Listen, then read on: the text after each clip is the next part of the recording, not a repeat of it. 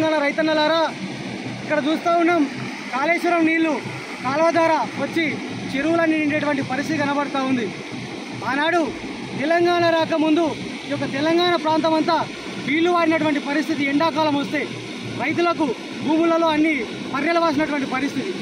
అలాంటి పరిస్థితి చూసినటువంటి కేసీఆర్ గారు తెలంగాణ రాష్ట్రాన్ని సాధించిన తర్వాత, తెలంగాణ తొలి ముఖ్యమంత్రి అయిన తర్వాత బాబు ముందు చూపుతోటి, ఆలోచన దృష్టితోటి, భవిష్యత్తులో నీటి కష్టాలు రైతులకు ఉండద్దనేటువంటి ఒక దూర దృష్టితోటి ఆలోచించి ఈ యొక్క కాళేశ్వరం ప్రాజెక్టు ఏర్పాటు చేయడం జరిగింది. కాళేశ్వరం ప్రాజెక్టు కింద దాదాపు 15 రిజర్వాయర్లు ఏర్పాటు చేసి, ఆ రిజర్వాయర్లతో ఇలాంటి కెనాలు, ఇలాంటి కాలువలు దాదాపు 1500 పైచీలకు కిలోమీటర్ల మేర కాలువలను ఏర్పాటు చేయడం జరిగింది. ఈ కాలువల ద్వారా ఈరోజు మనం నీళ్లు చూస్తూ ఉన్నాం, మన చెరువులన్నీ కూడా నిండుతూ ఉన్నాయి.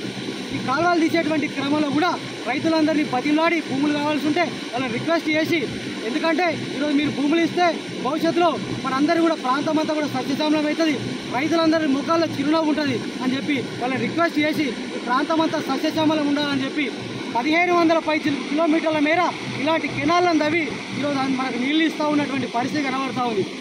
ఈరోజు ఆనాడు తెలంగాణ ఉద్యమంలో వాడుకున్నాం, తలాపున వారుతుంది గోదారి, మన సేళ్ళు మన బీళ్ళు ఎడారి అని పాడుకున్నటువంటి పరిస్థితి నుంచి ఇవాళ మనం పాడుకుంటా ఉన్నాం.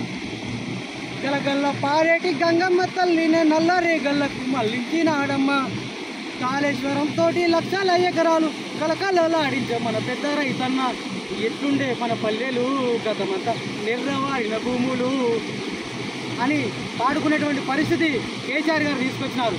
అర్థమైందా? ఈరోజు ఈ నీళ్ళని చూస్తూ ఉంటే బాబు కేసీఆర్ గారు రైతులందరూ కూడా కనబడుతూ ఉన్నారు.